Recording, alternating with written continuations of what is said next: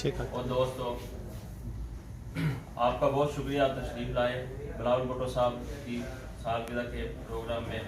हम बिलावल भुट्टो साहब का मिशन जो है, जुल्फ़िकार अली भुट्टो साहब का मिशन जो है वो बिलावल भुट्टो साहब की शक्ल में लेकर आगे जाएंगे और इस मुल्क के लिए, कौम के लिए तरक्की करेंगे।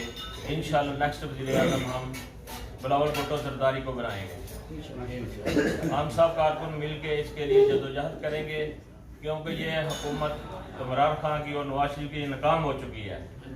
अब सिर्फ और सिर्फ बिलावल भुट्टो साहब के पास ही मिशन है, जो आप अपने नाना का और अपनी वालदा का मिशन लेके आगे चलेंगे और इंशाल्लाह अवाम तरक्की करेगी, कौम तरक्की करेगी। हम सब उनके साथ हैं। बिलावल भुट्टो ज़रदारी।